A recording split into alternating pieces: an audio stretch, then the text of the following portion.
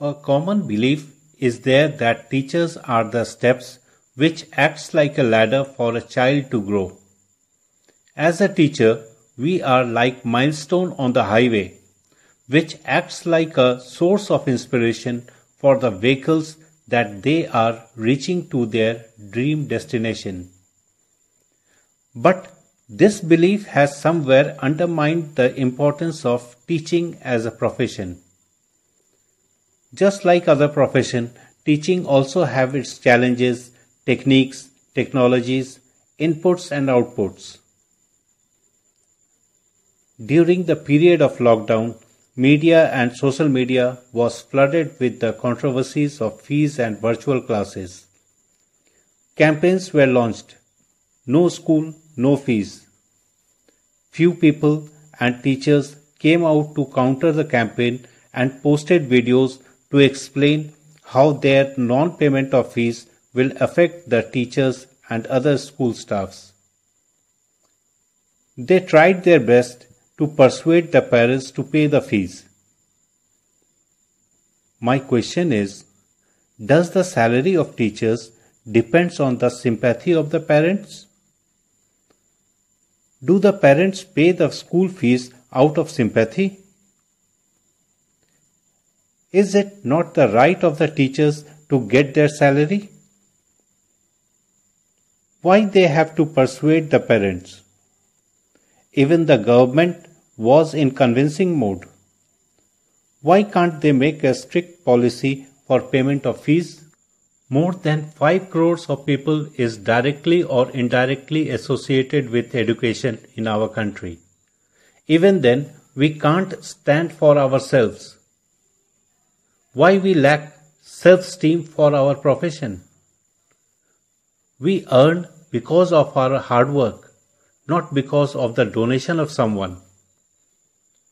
The 6 hours of school drains out the energy of 12 hours.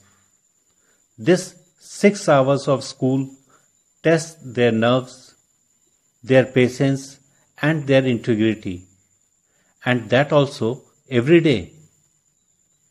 Where parents lose their temper on their only child so often.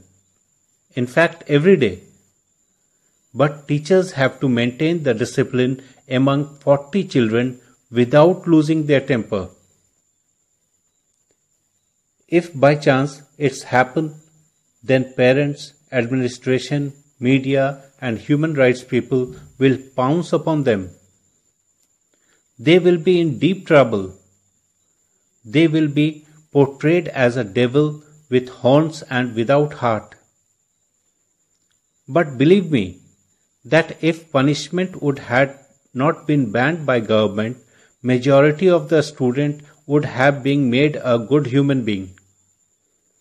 The problem of anxiety, anger, aggression and ego among the youth of the world would have been considerably reduced. No teacher punish any student because of their personal enmity. If they do so, they do it for their betterment. Practically, even if we take that few teachers do it deliberately, then what is the percentage of such incidents? Maybe less than 1%. And because of this 1%, approximately more than 50% of the students who could have been molded for their betterment remain unresolved. Moreover, every teacher faces at least 10% of the parents during parent-teachers meet who come with the attitude that once they have sent their child to school, the whole responsibility of that child is of the teachers.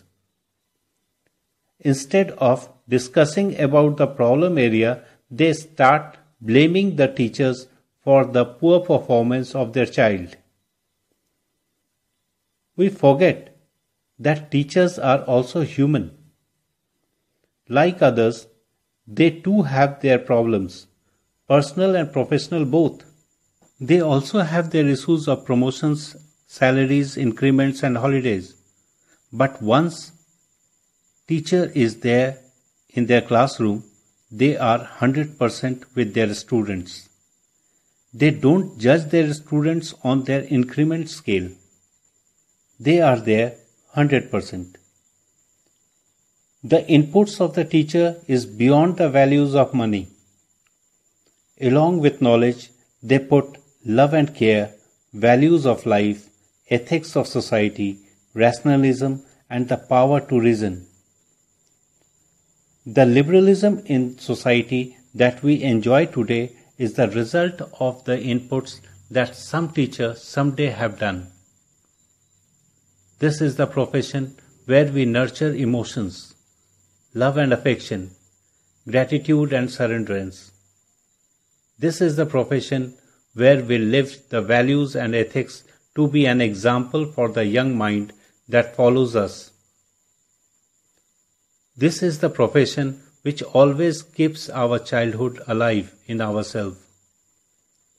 We are never old. We need to understand ourselves and recognize our self-esteem.